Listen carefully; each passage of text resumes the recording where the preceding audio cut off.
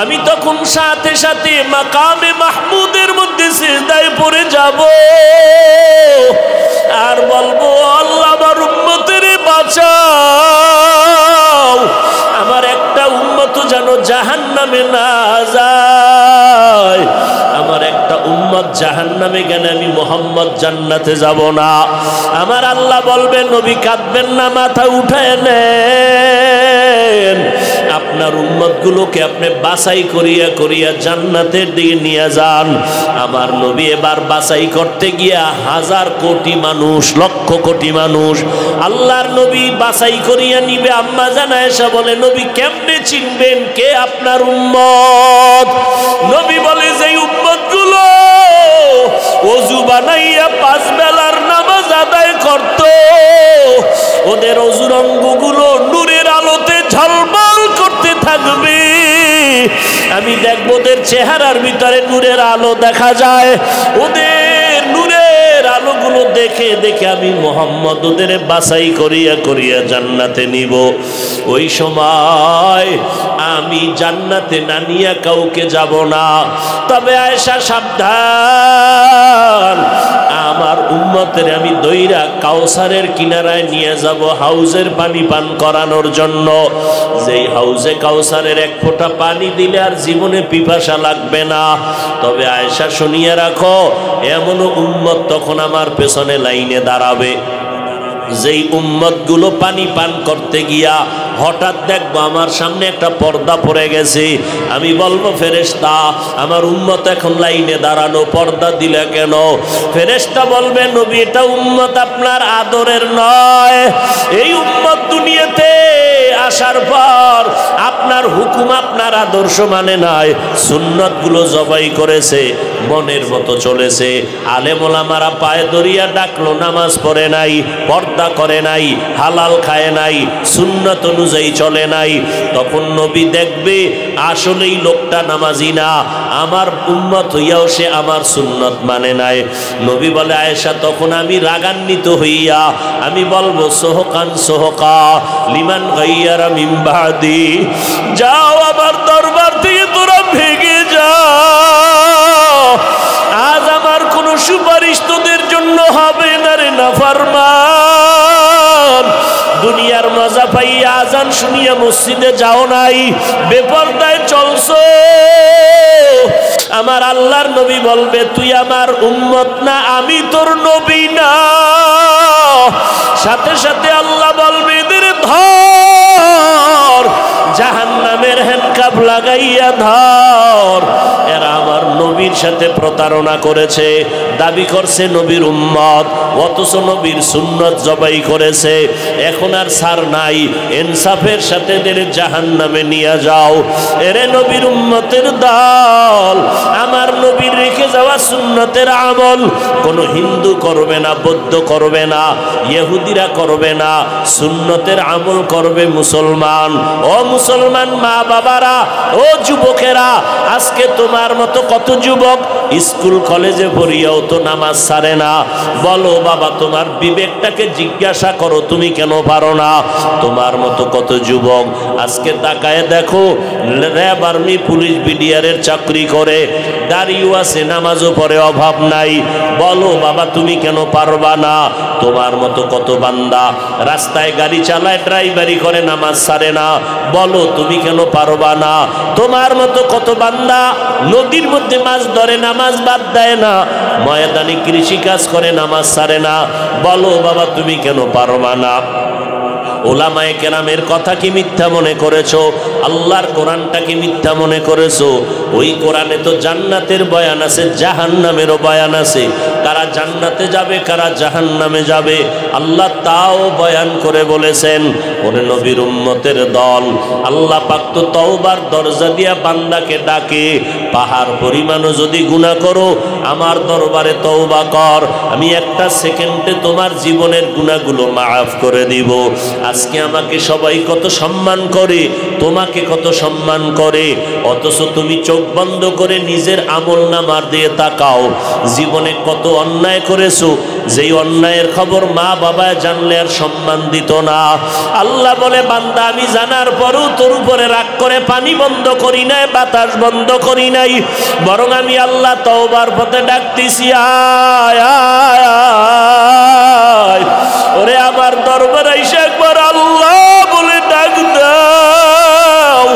যদি একবার আল্লাহ বলিয়া কলিজা দিয়া ডাক দিয়া 2 ফোঁটা চোখের পানি ছেড়ে বলো, দয়ার মালিক এই ময়দানে আমার মতো গুনাহগার কেউ নাই, আমার গুনার কারণে আমার হাত না পাক, চোখ না পাক, জিহ্বা না পাক, আমার অন্তর না পাক। এই অবস্থায় যদি আজরাইল আসে আমার উপায় নাই, জাহান্নামের আগুন সহ্য করতে পারবো না রে মালিক। গুনাহ নিয়ে কবরে গেলে 2 পার্শ্বের মাটির চাপ, ওই কবরে জাহান্নামের আগুন সইতে পারবো না।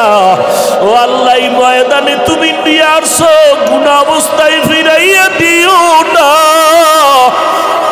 ও আল্লাহ তুমি তওবাওয়ালা জীবন দান করো। দুনিয়াতে যতদিন বেঁচে থাকবো আর নামাজ ছাড়বো না, বেপরদায় চলবো না, মা বাবারে কষ্ট দিব না, ওলামায়ে কেরামের বিরোধিতা করব না, দেশ ও জাতির বিরুদ্ধে ষড়যন্ত্র করব না। ও আল্লাহ তোমার হুকুম মানিয়া নবীর তরিকায় চলবো, নামাজ পড়বো, দাড়ি আর কাটবো না, গীবত শেকায়াত করব না। ও আল্লাহর বান্দারা মাওলার মোহাব্বতে একটু তওবার দিকে আগাও। গুনার কথা স্মরণ করি আমার মাওলার কাছে তওবা করো। তবে এটাও সত্য কথা, দুনিয়াতে কিছু মানুষ থাকবে তওবা নসিব হবে না। 13টা বছর আবু জাহাল নবীরে দেখলো, বয়ান শুনলো, এরপরেও কালেমা নসিব হলো না। এই জমিনে কিছু গুনাহগার শক্ত অন্তরওয়ালা, কোনো বয়ানে দিলটা নরম হবে না, ওই বান্দার তওবা নসিব হবে না। তবে এই ময়দানে যদি 2-1 জন নরম দিলওয়ালার গোলাম পাওয়া যায়, চোখের পানি ছেড়ে যদি বলেও দয়ার মালিক এই ময়দান থেকে গুনাহ নিয়ে আর ঘরে যাব না, আমার আল্লাহ বলবে ফেরেশতারা সাক্ষী থাক, আমি ওর জাহান্নামের খাতার থেকে নাম কাটিয়ে দিলাম, আমি আল্লাহর নামটা জান্নাতীদের খাতায় উঠায় দিলাম। ও যুবক তুমি স্কুলে পড়ো, কলেজে পড়ো, কোনো বাধা নাই। ও ভাই তুমি চাকরি করো, বাধা নাই। তুমি লেখাপড়া করো, ব্যবসা করো, বাধা নাই। তবে নবীর তরিকায় 5 বেলার নামাজ পড়ো, মা বাবার দোয়া নিয়ে চলো, ওলামায়ে কেরামের পরামর্শে আমল করো, দেশ জাতির বিরুদ্ধে ষড়যন্ত্র করিও না। আল্লাহর মোহাব্বত নিয়া নবীর সুন্নাত অনুযায়ী চলো। দুনিয়ার জিন্দেগিও কামিয়াবের দরজা খুলে যাবে, আখিরাতের দরজাও কামিয়াবির জন্য কামিয়াবের পথ খুলে যাবে। আল্লাহর কাছে তওবা করার যদি অন্তর তৈরি হয়, অন্তরে যদি কোনো দুর্বলতা না থাকে, মনে মনে আমার আল্লাহকে ডাকো আর বলো, ও আল্লাহ জীবনে যত অন্যায় করেছি মনে হয় যেন এই ময়দানে আমার মতো অন্যায়কারী কেউ নাই। আজকে তওবার নিয়ত করে ফেললাম, মরিয়া গেল আর নামাজ ছাড়ব না, আর গুনার পথে যাব না। আল্লাহ আমাদের সবাইকে তওবাওয়ালা জিন্দেগি দান করেন, আমাদের তওবার উপরে মজবুত হইয়া চলার তৌফিক দান করেন, আমিন। 4 কারণে গীবত করা ওয়াজিব, না করলে কি হবে? গুনাহ। হ্যাঁ, এবার আর একটা বলবে অতি চালাকেরা যে হিংসায় ভরা, স্টেজে উঠলেই আক্রমণ, স্টেজে উঠলেই আক্রমণ। নবীজি ভণ্ডদের বিরুদ্ধে, বাতিলের বিরুদ্ধে কথা বলেছিলেন, জানা থাকলে বলেন। আপনার অন্তর কি বলে, রসুল বাতিলের পক্ষে না বিপক্ষে? কথা বলেন। সাহাবায়ে কেরাম, তাহলে বাতিলের বিরুদ্ধে কথা বলা আজকে থেকে আজীবনের জন্য মনে রাখবেন। ভণ্ডদের বিরুদ্ধে কথা বলা হিংসা নয়, বরং রসুলের সুন্নত। হিংসা না সুন্নত? আরে পাগল, হিংসাই যদি করি তাহলে 5 কুল্লি মাথায় দিয়ে অন্য টুপির বিরুদ্ধে ওয়াজ করতাম, কওমি মাদ্রাসায় পড়ে অন্য প্রতিষ্ঠানের বিরুদ্ধে ওয়াজ করতাম, তাবলিগের পক্ষে বললাম, তাবলিগ যারা করে না তাদের বিরুদ্ধে বলতাম। ওই কোনোদিন তো বলি নাই। এমনকি এই কথাও বলি না যে কওমি মাদ্রাসায় পড়ো নাইলে গুনাহ হবে, চরমনায় যাও না হয় গুনাহ হবে, একদিনও তো বলি নাই। সারা বছর দৌড়াইয়া রাত নাই দিন নাই চিল্লাইয়া মানুষের হাতে পায়ে ধরে দুইটা স্লোগান অন্তরে ঢুকাইতে চাই। কয় স্লোগান? এক স্লোগান, জীবনে যতদিন বেঁচে থাকবা মানুষ আল্লাহর গোলামি করবা, জীবনে যতদিন বেঁচে থাকবা মদিনার আদর্শ মতো চলবা। আর কারো গোলামি করা যাবে না, কারো আদর্শও মানা যাবে না। আল্লাহ বুঝার তৌফিক দান করে। মানে আল্লাহর গোলামি করবেন, রসুলের আদর্শ মানবেন, এই তো। এই দুইটা স্লোগান অন্তরে ঢুকাইয়া চলতে গেলে আপনি আগাইতে পারবেন না একা একা। কেন? আপনি আমি দুর্বল। আল্লাহ বানানোর সময় বানাইছেনই দুর্বল করে। ওয়াখুলিকাল ইনসানু যায়ীফা, আল্লাহ বলেন আমি দুর্বল করে তোমাদেরকে সৃষ্টি করেছি। তোমরা কি পরিমাণ দুর্বল! একটা পিপিলিকার কাছেও মানুষ বড় দুর্বল, একটা মশার কাছেও মানুষ বড় দুর্বল। হাঁটার বেলায় আমরা দুর্বল, খানার বেলায় দুর্বল, মেধার বেলায় দুর্বল। দুনিয়ার লাইনে আমাদের মেধা কম, আখিরাতের লাইনেও আমাদের মেধা বড় দুর্বল। আমরা খাইতেও কম পারি, ঘুমাইতেও কম পারি, হাঁটতেও পারি না, এমনভাবে আমরা দুর্বল। আল্লাহ আমাদের বানানোর সময় দুর্বল করে বানাইছেন। এক কথায় আমাদের মতো দুর্বল জমিনে কোনো প্রাণী আল্লাহ বানান নাই, আমাদের মতো দুর্বল কোনো প্রাণী নাই। দুনিয়ার লাইনে আমরা এতটাই যে দুর্বল, একজন MBBS doctor, FRCS doctor certificate নিয়ে বসলো চেম্বারে, 1000 টাকা 500 টাকা ভিজিট নেয়, কিন্তু MBBS ডাক্তারের সার্টিফিকেট নিয়া 10 জন ডাক্তার বসলো একটা থানা শহরে অথবা জেলা শহরে, মুন্সিগঞ্জ শহরে MBBS ডাক্তার আছে 10 জন, 10টা চেম্বার খোলা। এক ডাক্তার আপনি গিয়া বললেন আমার পেটের রোগটা কমপ্লিট ভালো করে দেন। ডাক্তার বলে আমি পারবো না। কেন? আপনি কি ডাক্তার না? বলে আমি নাক কান গলা বিশেষজ্ঞ, আমি পেট নিয়ে বিশেষজ্ঞতা অর্জন করি নাই। পেটের বিষয়ে যারা মেডিসিনের ডাক্তার এদের কাছে যাও। এইবার আপনি পেটের ডাক্তারের কাছে গিয়া যদি বলেন ডাক্তার সাহেব এত দামি ডাক্তার আপনি, 5 মিনিট সময় দেন, 1000 টাকা ভিজিট নিয়ে যান, আমার কানের মধ্যে সমস্যার সমাধান করেন। বলে আমি পেট নিয়ে গবেষণা করেছি, নাক কান গলা নিয়ে গবেষণা করি নাই। যাও, এই বিষয়ে আমি বড় দুর্বল। একে অন্যের কাছে বড় দুর্বল। আল্লাহ এই সিস্টেম করে সমাজটাকে লেভেল করে দিলেন। আল্লাহ পাক কাউকে সম্মান এক দিক দিয়ে বাড়ায় দিলেন, আবার অন্য দিক দিয়ে দুর্বল বানায় রাখলেন। কারণ এই গুণ দিয়া যেন তুই অহংকারী হয়ে না যাও, এই জন্য আমি অন্য দিকে তোরে দুর্বল বানায় রাখছি। আমি ওয়াজ করতে পারি, সারা রাত বসায় দাও, বয়ান চলবে, কারণ আমার ঘরে চাউল লাগবে না। চাউলের জন্য আমার দোকানের কাছে যেতে হবে। আমি যদি এখন বাহাদুরি করি, কোনো টাকা টোকা নাই, আমি না এত বড় হুজুর, এত ভক্তবৃন্দ, আমার বিনা টাকায় চাল ঘরে দিয়ে যাবি, দেবে কেউ? আমি ওই বিষয় বড় দুর্বল। নদীর মধ্যে মাছ আছে, খুব খাইতে মনে চায়, আমার দ্বারা কিয়ামতের আগেও সম্ভব না মাছ ধরার। আল্লাহ আর একটা দল মানুষকে সেখানে বানায় রাখছে, ওরা রাত নাই দিন নাই শীত নাই গরম নাই, ওরা মাছগুলো ধরে ধরে আমাদের হাতে দিবে, আমরা খাবো। তাহলে আমার আছে টাকা, নাই মাছ নাই তরকারি, আমি মাছওয়ালার কাছে বড় দুর্বল। মাস্তানি চলবে না? কোনো গরিবের রাতের কিছু খামু না, তাহলে তোর কপালে আলু ভর্তাও নেই, তুই না খায় মর। আল্লাহ বানানোর সময় দুর্বল করে বানাইলেন। মেধার বেলায় আমরা বড় দুর্বল। দুনিয়ার লাইনে দেখাইলাম কি পরিমাণ দুর্বল। 5 জন MBBS ডাক্তার, এক একজনে এক এক লাইনে অভিজ্ঞতা অর্জন করছে, অন্য লাইনে দুর্বল। কথা ঠিক নেই? লিভারের ডাক্তার আলাদা, গ্যাসের ডাক্তার আলাদা, ঠিক নেই? কণ্ঠের ডাক্তার আলাদা, নাক কান গলা আলাদা, মাথা নিয়ে গবেষণা করে আলাদা, এক একজনে এক এক লাইনে আগানো, আর একদিকে দুর্বল। কেন? আল্লাহ সামাজিক অবস্থাকে ব্যালেন্স করে দিলেন যেন সুন্দরভাবে জিন্দেগি চলে। তুমিও ওনার কাছে দুর্বল, ওই বান্দাও তোমার কাছে অন্য দিক থেকে দুর্বল। আবার একটা গুণ আছে, যেই গুণে বান্দা সম্মানে চলবে, যে সম্মানে যেন অহংকারী না হয়, দুর্বল পয়েন্টটাও আবার রেখে দিন। আখিরাতের লাইনও আমরা বড় দুর্বল।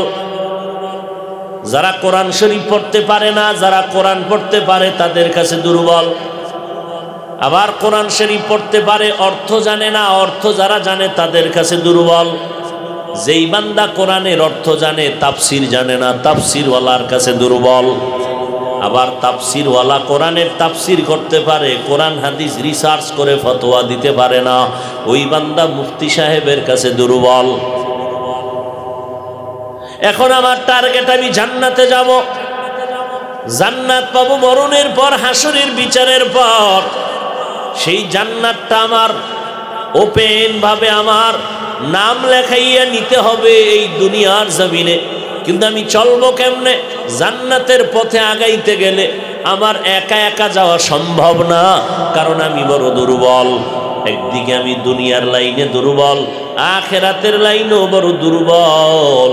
এদিকে আমি কেমনে আগাবো? অন্যদিকে আবার যেই দুনিয়াতে বৈশা আমি জান্নাতের কাজটা করব, সেই দুনিয়ার পরিবেশটা বড় নাপাক। দুনিয়ার পরিবেশ পাক না নাপাক? দেখছেন নি, অজের প্যান্ডেলে বইছে, এখানে বইও বাদাম, এখানে বইয়ে বুট খায়, এখানে বইয়ে পান খায়, আবার বাইরে গিয়ে একটু বিড়ি টাইনে খাড়ায়। বুঝেননি কি পরিমাণ অপবিত্র দুনিয়ার পরিবেশটা। ওয়াজের প্যান্ডেল আইছে, বেহেশতের বাগান, বসলেই গুনামাপ। এখানে আইয়াও পান খাওয়া লাগবে আধা ঘন্টা বয়ানের টাইমে, এখানে চা টানা লাগবে, এখানে আইসাও আপনার বিড়ি টানার মাথা গরম হয়ে যায়, বাইরে গিয়া টানতেই হবে। এই যে এক অবস্থা, তাহলে আপনি নেক আমল করবেন কিভাবে? মসজিদের ভেতরে যাবেন, নিরাপদ জায়গা, নিরাপদ না? কিন্তু না, সেখানেও যাবেন, মোবাইলের এমন রিংটোন বেজে উঠলো, নামাজে দাঁড়ায় গেলাম, এমন মনটা নরম হয়ে গেছে, আল্লাহর সামনে দাঁড়ানো, এত মোহাব্বতে নামাজ পড়ি, মোবাইল এসে এমন একটা আওয়াজ দিল, আমার খেয়ালটা নষ্ট হয়ে গেল, মসজিদের পরিবেশটাও বেতাল হয়ে গেল। আচ্ছা, আমি মোবাইল নিই না, আমি বড় ভালো মানুষ, আর একজন চাচায় মোবাইল নিয়া, এবার সে তো আর রিংটোন বন্ধ করতে পারে নাই, এমন রিংটোন বাজলো, ইমাম সাহেবের কেরাত পুবে গেছি গা, এখন আর পশ্চিমে নাই, কলবের হালাত সবার নষ্ট হয়ে গেছে। এই চাচায় আবার কি করছে, ডান পকেটে হাত দিয়ে দেয়, মোবাইল কই দেয়, ওই পকেটে নাই, নামাজের ভিতরেই, আবার বাম পকেটে দিল, ওখানে বাইর কইরা সামনে আনছে, এবার দেখ কোনটায় চাপ দিলে এটা বন্ধ হইব, এটার খুঁজতে খুঁজতে 1.5 মিনিট গেছি গা, নামাজ কই, মোবাইল কই, আল্লাহ কই। হাসেন আপনারা? এই আকামগুলো চলেনি? ফতুয়া তো দিয়ে দিছে মুফতি সাহেবরা যে চাপ দিয়ে বন্ধ করো, এমনি বাইর কইরা এরপরে বাটন বটন খুইজা এরপর দোনো হাত দিয়া একটা কারবার শুরু করছে নামাজের ভিতরে। কে আর ভিডাইব? কারো উপায় নাই ভিডা। চেয়ারম্যান হইছে একজন, কেডা? আলহাজ লুৎফুর রহমান তালুকদার। জুমার দিন মসজিদে চেয়ারম্যান 36 জন, সব চেয়ারে বইয়া নাক টানে আর ঘুমায়। দেখছেন নি? জুমার মসজিদ ভরা চেয়ার চেয়ার চেয়ার। ফতুয়া পাইছে একটু তিল, এটার টান দিয়ে বানাইছে তাল, চেয়ারে বয়ে বয়ে ঘুমায়। ইমামের বয়ান কে শুনবে? পাশে বইয়া নাক টানতেছে, মোটামুটি বিলকিসের সিংহাসনে যাইতেছে টানতে টানতে। যখন একামত ফট করে দাঁড়ায় গেছে, যুবক একটা কয়, দাদা অজু? কানা অজু টুজু? ঘুমাইলেন? কানা কই ঘুমাইছি, যে নাক টানলেন তো মোরা খাবাইছিলাম। বিনা উজুতে নামাজ হবে? তো কাফের হয়ে যাবে। বিনা উজুতে আল্লাহকে সেজদা দেওয়া সম্পূর্ণ কুফরি। ওই চাচারে আর কেউ পারলো না অজু করাইতে, হে নামাজ পইরা আস্তে আস্তে গেছি, হইছে নামাজ। তাহলে মসজিদের মধ্যেও যেই বর্তমান হালাত, কি অবস্থা, যে আমরা নীরব নাই। তাহলে যেই দুনিয়ার পরিবেশে আমি ন্যাক আমল করব, এই পরিবেশটাও কি খারাপ। রাস্তা দিয়ে হাঁটবেন, আপনার এটার কি কয়, মুখ ডাইকে হাঁটে না? আরে না মিয়া মাস্ক মহিলারা কি পরে, পুরুষের পরা দরকার, উপায় নেই। আপনি চিন্তা করতে পারেন, কোনো বাবায় যদি কন্যা সন্তানটাকে বলে ও মা তুমি ওড়নাটা টেনে ভালো করে দাও, মেয়ে যদি বলে আমার স্বাধীনতা তুমি আক্রমণ করো কেন, বাবার আর অধিকার নাই এই সোনার বাংলায় মেয়েকে আর চাপ দিবে, এই অধিকার নাই বাবার। এটা রূপার বাংলা না সোনার বাংলা, এবার হিসাব করো। যেই দুনিয়াতে আছি দুনিয়ার পরিবেশ বড় নাপাক, এরপরেও অন্য অন্য রাষ্ট্রের তুলনায় আলহামদুলিল্লাহ আমার সোনার বাংলাদেশ অনেক ভালো।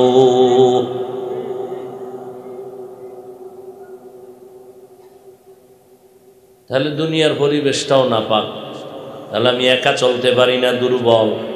যেই পরিবেশে আমি আমল করব সেই পরিবেশটাও বড় দুর্বল। ওদিকে আমাকে 3 দল শয়তান পেছনে টানে, আমাকে চেষ্টা করে জাহান্নামে নিয়ে যাবে 3 দল শয়তান। একটা হলো আমার ভিতরেই আছে নফস শয়তান, ইন্নান নাফসা লাআম্মারাতুম বিসু ইল্লা মা রাহিমা রাব্বি ইন্না রাব্বি গফুরুর রহিম।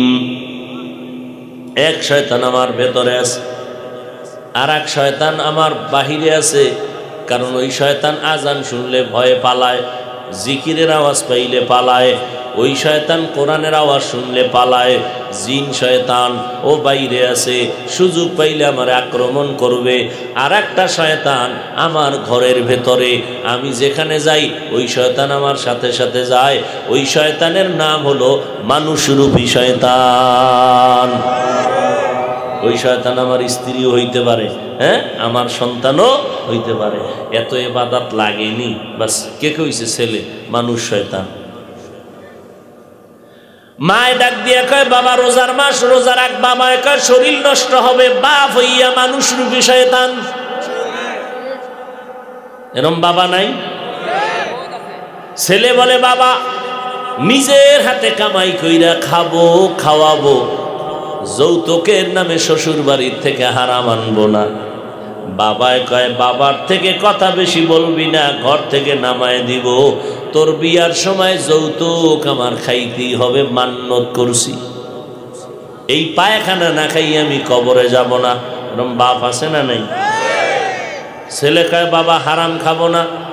বাবায় কয় ওই লাইনে যেতে হবে, আমি যেভাবে বলি ওইভাবে চলতে হবে। কত সন্তানরা নামাজ পড়তে চায়, মা বাবায় পছন্দ করে না। কত সন্তানরা নবীর তরিকায় চলতে চায়, মা বাবা চলতে দেয় না। ঢাকা শহর এলাকায় যাবেন, ভাড়াটিয়া যারা আছে বিল্ডিংয়ে আছে না, অনেক ভাড়াটিয়ারা আফসুস করে ফজরের সময় মসজিদে যাবে নামাজ পড়তে, মালিক সাহেব তালা খোলার চাবি দেয় না। এরম নাই? আল্লাহ হেদায়াত দান করুন। দুনিয়ার পরিবেশ নাপাক,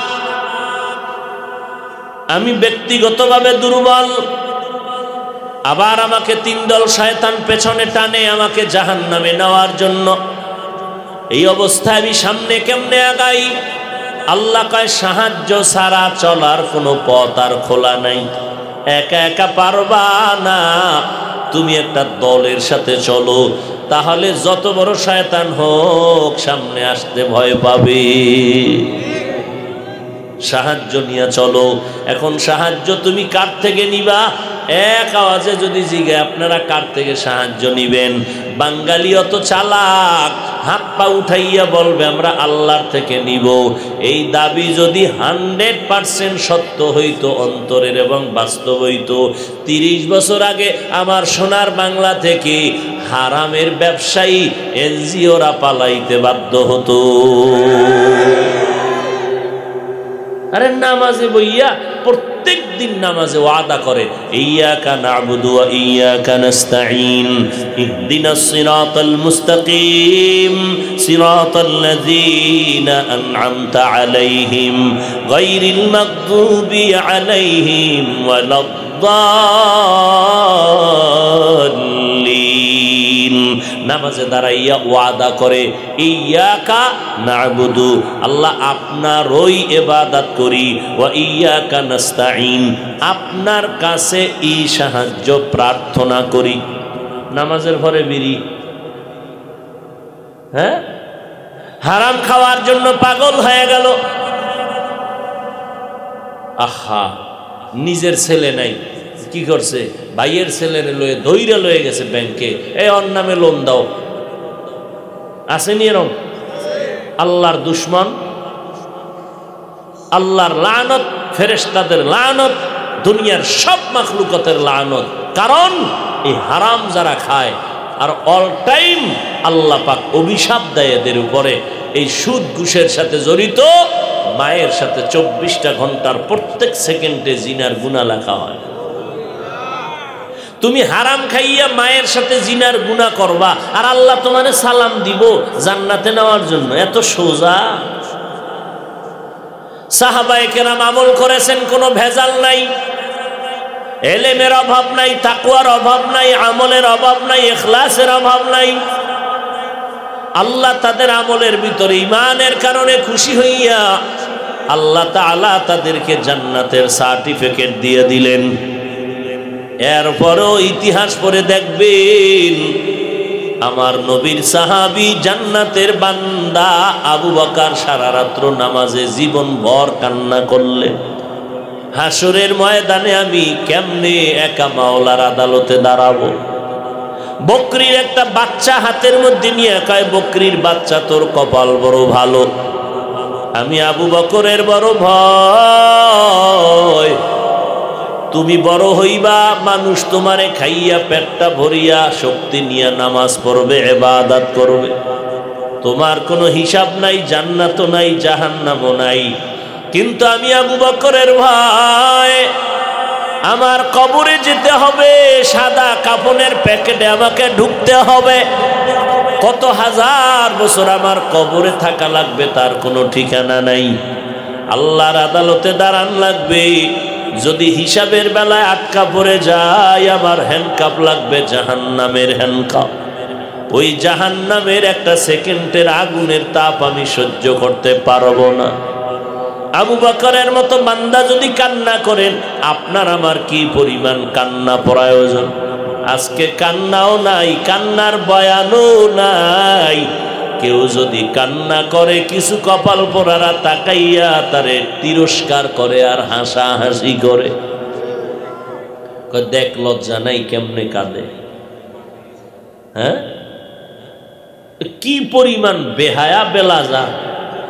ওরে লজ্জা তো তোর নাই, কোরআনের বাগানে বসছো, তোর চোখে পানি আসে না কেন বেহায়া?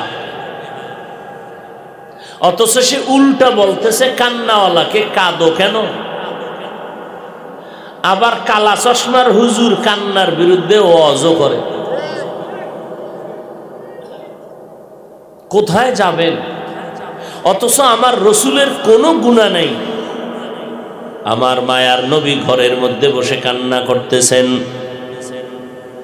আম্মা জান আয়েশা রাদিয়াল্লাহু আনহা বলেন, পয়গম্বর কেন কান্না করেন আপনি? রাহমাতুল লিল আলামিন। আমি আয়েশার কোনো বেয়াদবি হয়েছে নাকি? বলে কেন? কয় নবী আমার বয়স তো কম, 6 বছরে আপনার সাথে আমার বিবাহ হলো, 9 বছরে আমি আপনার ঘরে আসলাম, আমার বয়স অনেক কম।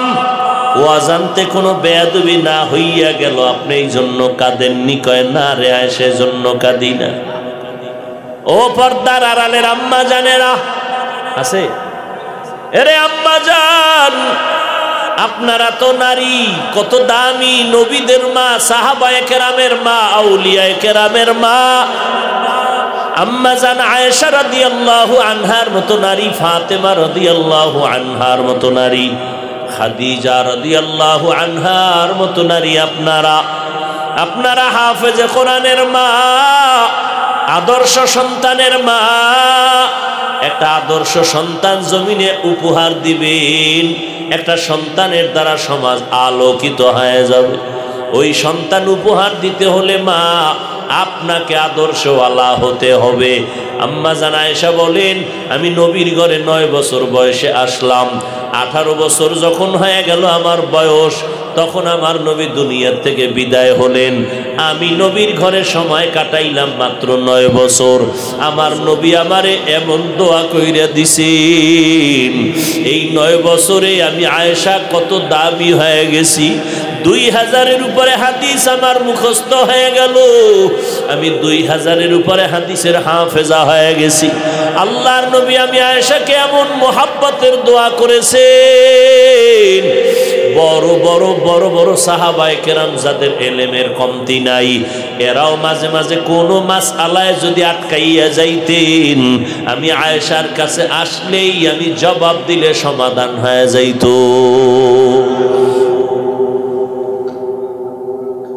মাত্র নবীর সময় দিলাম 9 বছর। টোটাল আম্মা জানের বয়স কত? 18 বছর। এই 18 বছরের মাত্র নবীর সোহবত পাইলেন 9 বছর।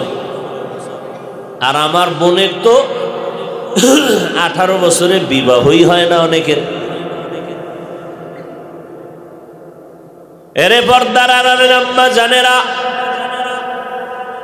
আম্মা জান আয়েশা রাদিয়াল্লাহু আনহা বলেন,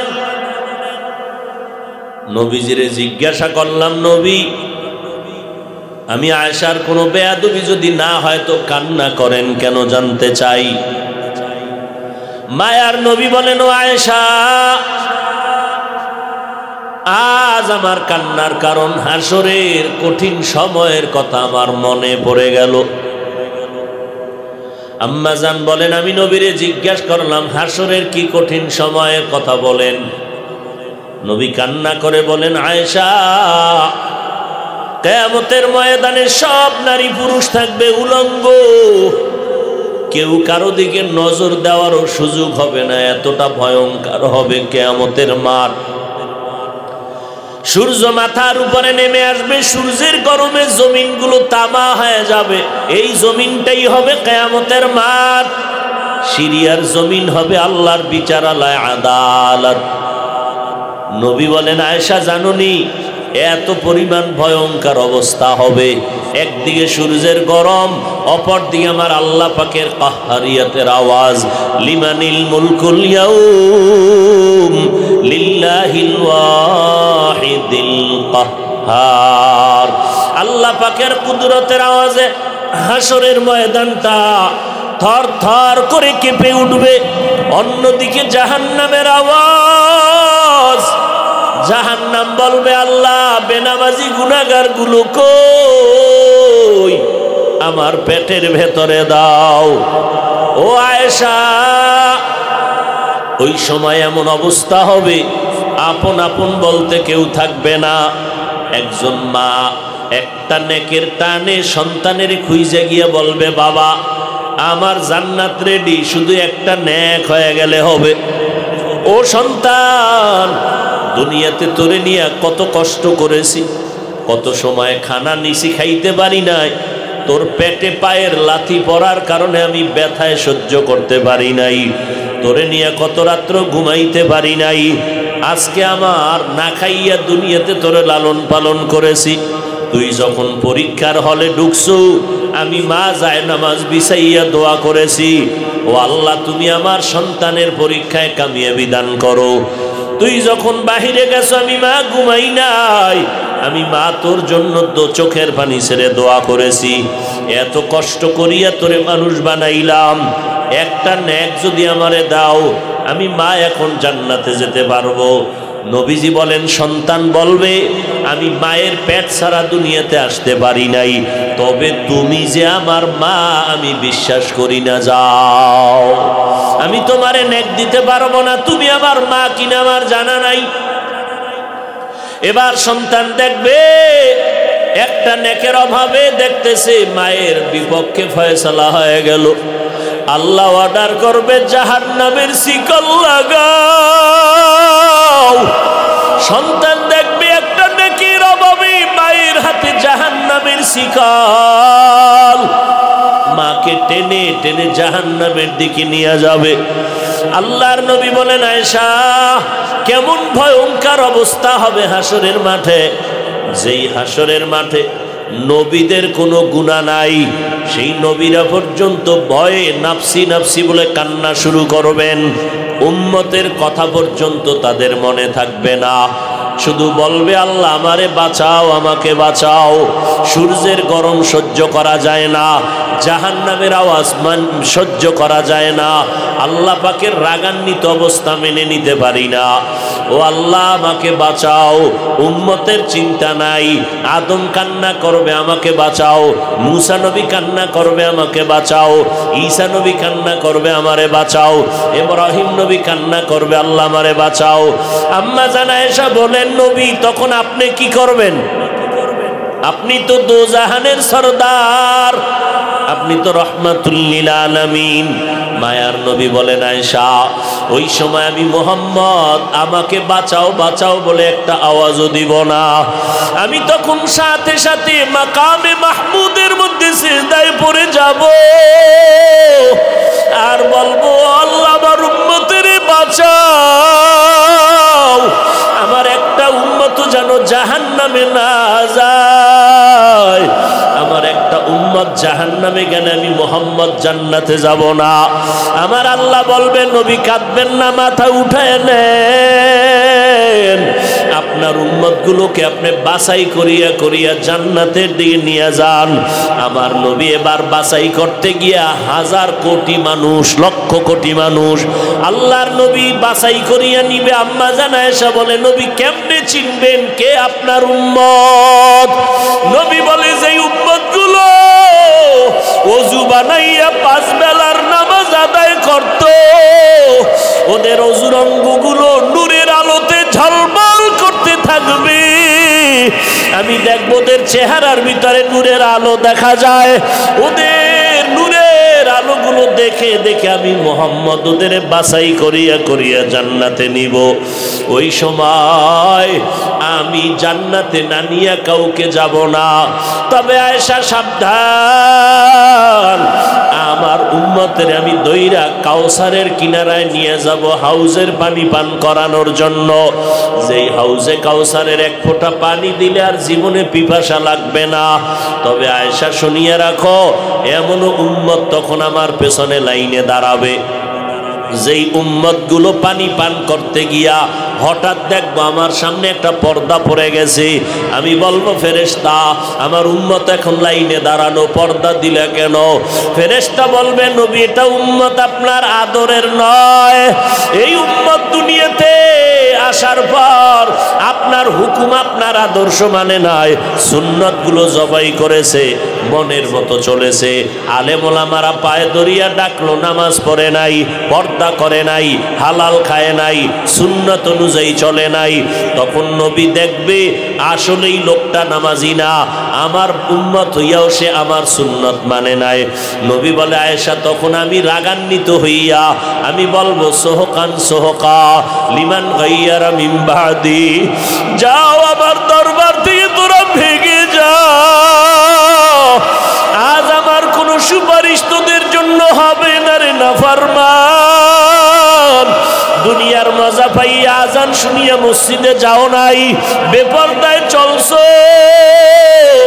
আমার আল্লাহর নবী বলবে, তুই আমার উম্মত না, আমি তোর নবী না। সাথে সাথে আল্লাহ বলবে, এদের ধর, জাহান্নামের হ্যান্ডকাপ লাগাইয়া ধর। এরা আমার নবীর সাথে প্রতারণা করেছে, দাবি করছে নবীর উম্মত, অথচ নবীর সুন্নত জবাই করেছে। এখন আর ছাড় নাই, ইনসাফের সাথে এদের জাহান্নামে নিয়ে যাও।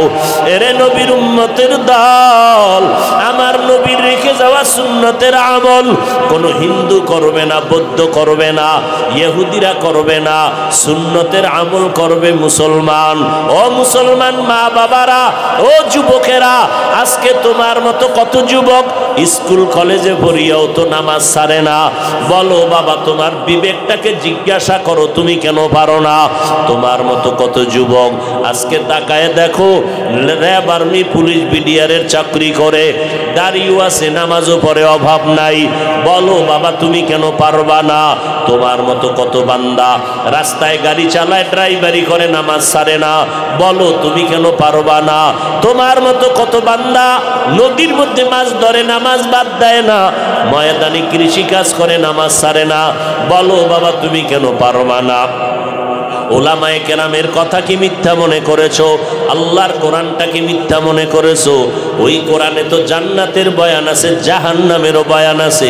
কারা জান্নাতে যাবে, কারা জাহান্নামে যাবে, আল্লাহ তাও বয়ান করে বলেছেন।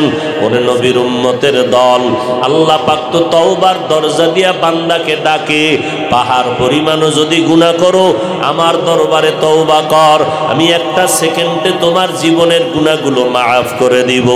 আজকে আমাকে সবাই কত সম্মান করে, তোমাকে কত সম্মান করে, অথচ তুমি চোখ বন্ধ করে নিজের আমলনামার দিয়ে তাকাও, জীবনে কত অন্যায় করেছো, যেই অন্যায়ের খবর মা বাবা জানলে আর সম্মান দিত না।